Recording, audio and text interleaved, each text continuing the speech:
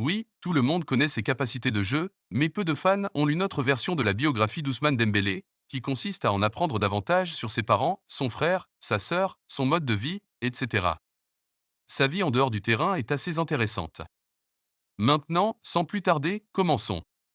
Ousmane Dembélé est né le 15 mai 1997 à Vernon, dans le nord de la France, d'Ousmane SNR, père, et de Fatimata Dembélé, mère. Les deux parents étaient des migrants de Mauritanie, Afrique de l'Ouest, qui ont forcé leur chemin vers la France pour mieux gagner leur vie. Enfant, Ousmane était un extraverti qui devenait obsédé par le football et ne pensait qu'à le jouer au lieu d'étudier.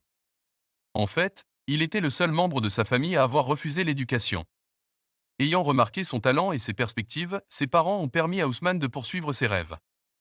Tout comme le frère et la sœur d'Ousmane Dembélé feraient progresser leurs études, il a lui-même senti qu'il avait besoin d'un grand coup de pouce dans sa carrière. À 6 ans, il a pris la grande décision de voyager avec sa maman, de sa ville natale Vernon, nord de la France, à Rennes, nord-est de la France, pour rencontrer son oncle Sambagué qui se trouve être un footballeur et un modèle pour lui. Là, il a reçu des leçons de lui et a commencé officiellement sa carrière de jeune au club de football de la Madeleine-Évreux en 2004. Sa mère, Fatimata Dembélé, a été influente pour le guider dans sa brillante carrière.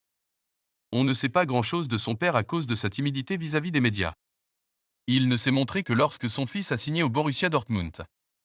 Tout comme Paul Pogba, la vie d'Ousmane Dembélé est centrée autour de sa mère, Fatimata Dembélé, qui est considérée comme ayant la plus grande influence sur la carrière de son fils. Les clubs qui étaient sérieux au sujet de le priser loin de Rennes, tout est passé par sa mère Fatimata. Selon The Guardian, Fatimata est celui qui décide de l'avenir d'Ousmane, fait ses négociations et ses accords contractuels. Elle est assistée par l'agent de Dembélé, Badou Sambag, qui est un membre de la famille du génie du football. Celui qui lui a fait faire un bond dans sa carrière.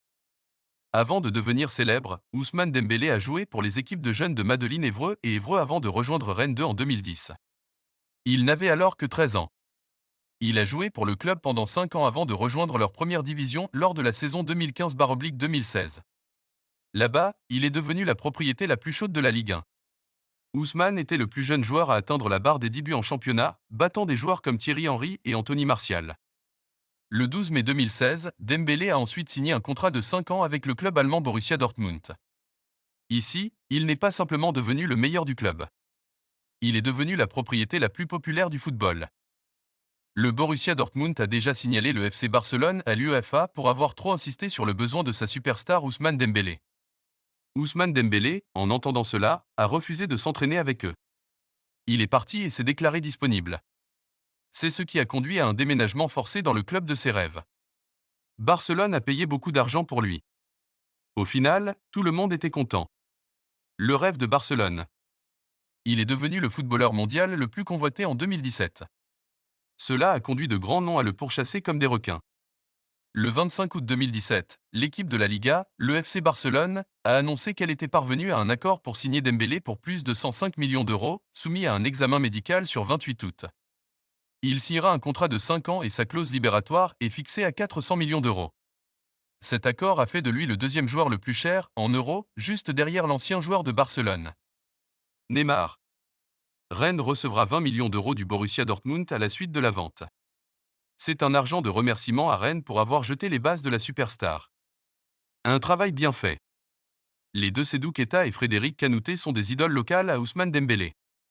D'un point de vue plus professionnel, il s'en tient à Radamel Falcao et Lionel Messi.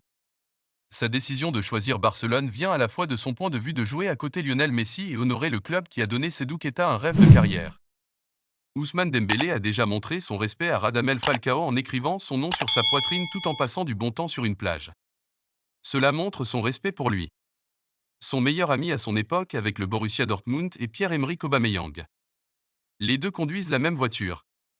La maison d'Ousmane Dembélé et celle de Bienvenue sont également du même modèle. Avant son gros déménagement, il avait l'intention de développer sa coiffure à celle de son meilleur ami. Une grande partie de son style de vie a changé depuis son transfert de gros sous au géant espagnol.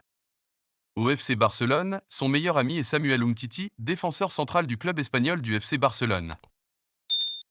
Parti en prêt chez les Cigules, le jeune Espagnol pensait qu'un exil momentané du Barça allait le relancer. Mais encore une fois, tout s'est écroulé. À seulement 21 ans, Ansu Fati était censé représenter le futur du FC Barcelone. Lancé dans le grand bain professionnel en 2019, à 17 ans, le jeune attaquant avait tout pour lui. Malheureusement, une vilaine blessure au ménisque survenue en novembre 2020 a tout changé. Depuis, l'international Ibère, 10 sélections, 2 buts, enchaîne les gros pépins physiques. Absent des terrains pendant plus de 300 jours, Ansu Fati était revenu à la compétition le 26 septembre 2021 contre le Levante. Un match durant lequel il a d'ailleurs marqué. Un retour très remarqué, d'autant que Fati avait fait un choix fort en récupérant le numéro 10 d'un Lionel Messi poussé vers la sortie. Un numéro qui est devenu un fardeau pour un joueur dont la carrière s'enlise. Blessé aux ischio-jambiers de moins à peine après son comeback, le Blaugrana a vécu un nouveau calvaire. Revenu début janvier 2022, il avait rechuté quelques jours après seulement pour ne revenir qu'en avril de la même année. Le natif de Bissau a su néanmoins revenir la saison dernière, mais avec un statut de remplaçant qui ne lui convenait guère. Encore un long passage à l'infirmerie. Face à la pression liée aux fortes attentes, Ansu Fati a choisi l'exil l'été dernier pour tenter de rebondir. Prêté à Brighton, l'Espagnol donnait l'impression d'avoir tenté un pari séduisant puisqu'il a rejoint l'équipe entraînée par l'un des entraîneurs les plus à la mode, Roberto De Zerbi. Mais en Angleterre, la poisse l'a rattrapé.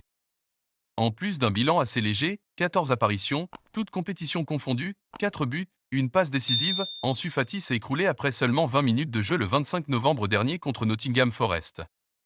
En conférence de presse, De Zerbi se montrait alors pessimiste. Nous avons perdu, sur blessure, note de la rédaction Ansu pour un bon moment. Et encore une fois, ce sont les ischio-jambiers qui ont flanché. La presse anglaise affirme que les Sigules craignent pas moins de 3 mois d'arrêt pour leur numéro 31. Un nouveau coup dur pour un joueur annoncé comme l'un des plus grands espoirs du Barça, mais qui est pour le moment plus proche des jeunes pépites blaugrana n'ayant jamais réussi à confirmer.